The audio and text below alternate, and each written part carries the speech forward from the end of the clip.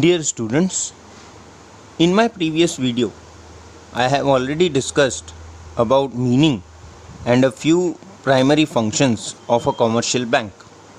Now, in this video, I am going to discuss about the remaining primary functions of commercial banks. So, first one among that is credit creation. See, banks undertake the activity of credit creation. Commercial banks are responsible for credit creation. And why does credit creation? So as to ensure that the supply of money in the economy is equal to the demand of money in the economy. Now, first of all, what is this credit creation? So banks can create money. They have the ability to create money from the existing stock of money, that is deposits, and thereby add to the supply of money in the economy, which is known to be credit creation. It means that this is the policy process of bank for lending money from primary deposits and thereby creating new deposits and increasing money supply, which is credit creation. The commercial banks can create credit on the basis of primary deposits which it has received from the people.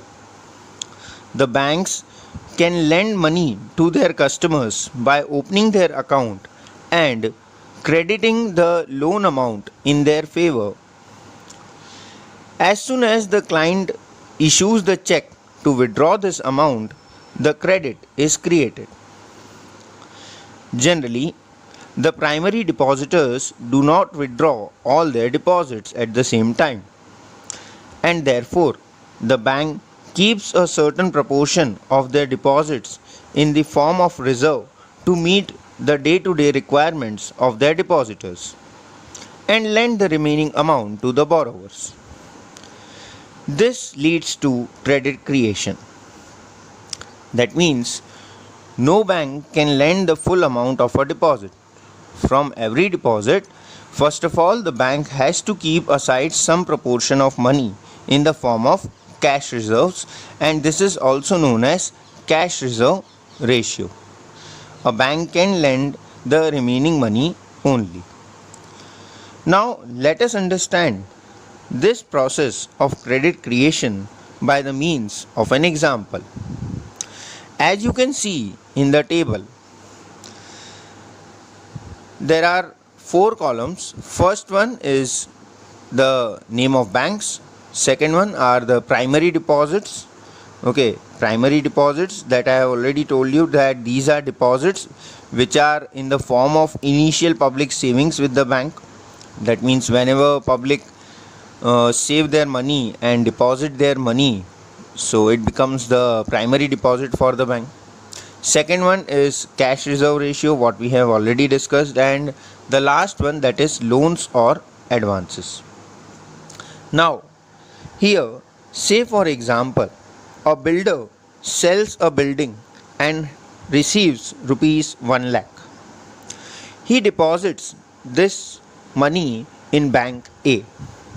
So this is called primary deposit. Why? Because the initial deposit which is made by this builder in bank A, so this becomes a primary deposit for bank A.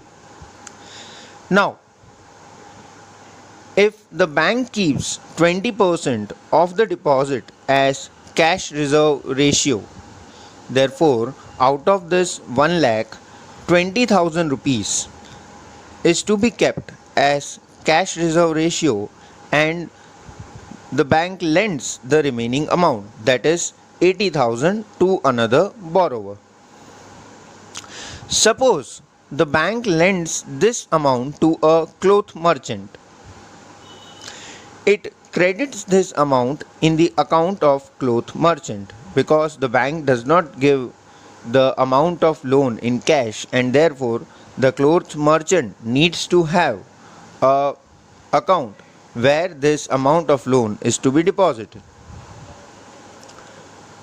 So an additional deposit of 80,000 is created, and this is called derivative deposit, or what you may say your secondary deposit. That means secondary deposits, it can be said that additional deposits derived by banks when loans are created from the primary deposits and which are accounted in banks, these are said to be secondary deposits or derivative deposits.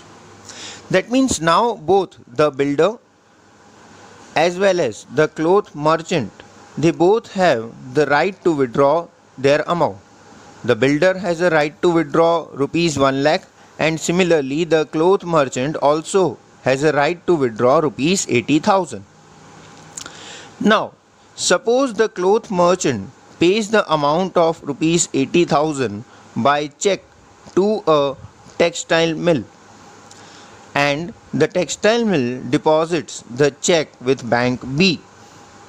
So, the bank B receives rupees 80,000 in the form of primary deposit, and again it will keep 20%, that is rupees 60,000 as cash reserve ratio, and lend the remaining amount of rupees 64,000 to a farmer.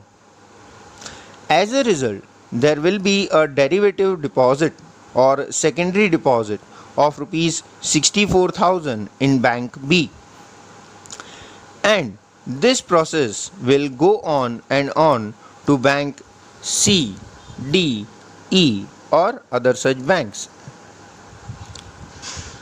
So, this process of credit creation will not end at this third stage, because there are many banks and one bank's derived deposit becomes another bank's primary deposit.